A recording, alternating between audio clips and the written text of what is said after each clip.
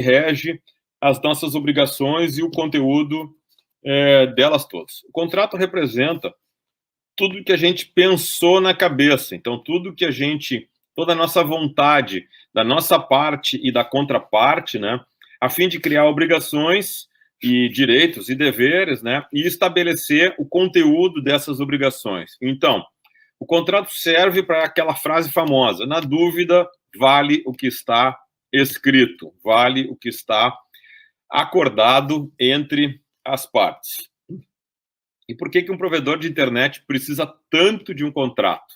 Eu vou dar aqui, existem mais, tá? Daria para falar só sobre os motivos dos contratos, mas eu vou dar aqui 15 motivos pelos quais o teu provedor, nessa noite, precisa de um contrato, ou precisa ter contratos no provedor de internet. Primeiro motivo: o contrato é o que garante a legitimidade jurídica. Então, no caso de uma fiscalização, no caso de uma autuação, no caso de uma visita da Receita Estadual, da Receita Federal, da Anatel, da Receita Municipal, ele é que vai reger a legitimidade jurídica dos teus atos entre empresa e empresa ou empresa pessoa física, no caso, acesso à internet, no caso específico que a gente está falando. Então, a legitimidade jurídica se dá através de um contrato.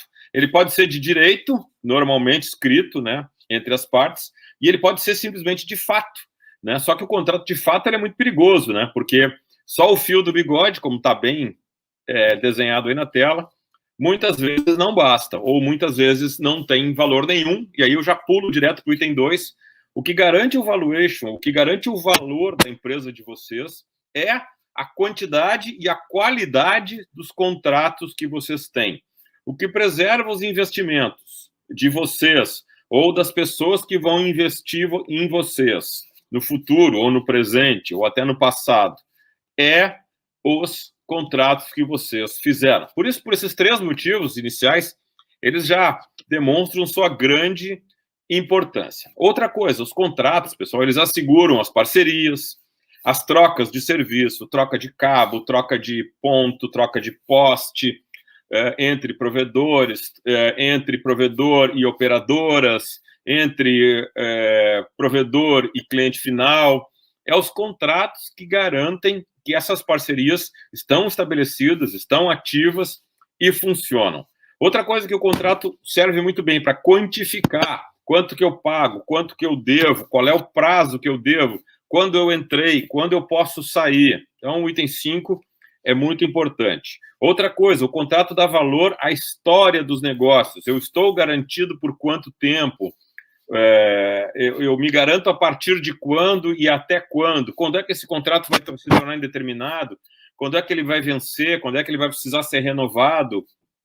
O contrato dá valor à história dos negócios, tá? Certo? Então, ele garante o passado, presente e o futuro dos negócios de vocês. Então, eu me atrevo a dizer que os contratos que vocês têm são uma das coisas mais importantes, ou talvez a mais importante dos provedores de internet hoje. Então, sem contrato, provedor não é nada. Ninguém vai investir num provedor, ou quase ninguém, que não tenha contratos firmados. Nem que sejam contratos de fato, mas se forem contratos de direito, o teu valuation cresce muito mais. Por isso que é tão importante essa pauta de hoje à noite.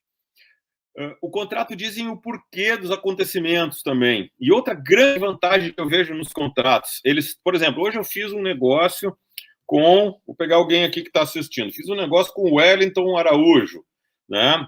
E amanhã ou depois o Wellington não está mais à frente da empresa, e nem eu estou mais à frente da minha empresa, e o que acontece? O contrato ele torna a relação impessoal. Então, mesmo que eu e o Wellington, que acordamos hoje, não estejamos mais à frente do negócio no futuro, o contrato, que é o que está escrito, continua valendo. Vou contar aqui uma historinha que aconteceu com um provedor de internet, tinha 7 GB de tráfego, e o amigo dele, né, amigo entre aspas, tinha 4 GB de tráfego. Eles se inscreveram para fazer o compartilhamento de um CDN, e, por questões de logística, o CDN ficou no provedor do amigo. O que aconteceu? CDN do Netflix na época. O que aconteceu? O amigo não foi feito contrato, não foi feito nada, mas a relação estava operando normalmente, os dois estavam utilizando o CDN. O que aconteceu? O amigo, que não é mais tão amigo assim agora, né, vendeu o provedor para outro provedor, que não quis preservar essa relação, por motivos óbvios, motivos concorrenciais.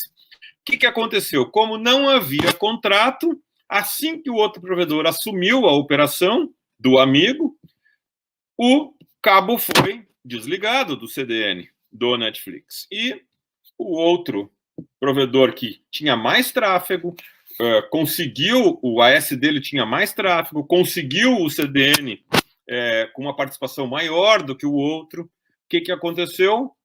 Ficou sem o serviço. Então, o contrato ele garante, né, que os sucessores, bastava haver um contrato entre as partes e o sucessor que comprou o provedor teria que honrar esse contrato. Então, o contrato firma um compromisso mútuo entre duas ou mais partes, mostra a organização da empresa. Então, esse provedor maior era, portanto, uma empresa desorganizada, que não mantinha os contratos ou não mantinha escrito os acordos que fazia, criou para ela um passivo imenso, financeiro, jurídico, tributário e trabalhista. Então, a falta de contratos pode criar passivo jurídico, vamos falar aqui de alguns mais adiante, passivo tributário, isso nem se fala, né? Imagina o cara sem contrato de SVA, por exemplo, né? E aí leva uma autuação lá e o fisco vai dizer que tudo é SCM. Olha o passivo tributário. E também passivo trabalhista. Não tem contrato de trabalho, e aí vai um convite para o meu próximo curso, né, de cargos e salários, né, e legislação trabalhista para provedores de internet. Olha o passivo trabalhista que a falta de um contrato pode causar em um provedor. Restam só mais 3, pessoal. Os contratos focam mais nos atos jurídicos e menos nas pessoas. Então, como eu falei, traz impessoalidade. Né? Só contei aquela historinha do CDN para alertar vocês. Certamente tem muita gente me ouvindo aqui nessa noite, botando a mão na consciência. Bah, aquele meu POP que está sem contrato, bah, aquele meu CDN que está sem contrato, aquele meu swap que está sem contrato, aquela casinha que eu uso lá em cima do morro que está sem contrato, né? Aqueles postes que estão sem contrato, né? E eles, portanto, mostram a organização da empresa, né? É o momento de parar amanhã e fazer a gestão desses contratos. Amanhã de manhã, a primeira coisa que vocês vão chegar na empresa e dizer, bah, o Luciano me convenceu que eu vou ter que mudar a gestão dos meus contratos. 80 pessoas agora, pessoal. Vamos ver, 88. Muito bem.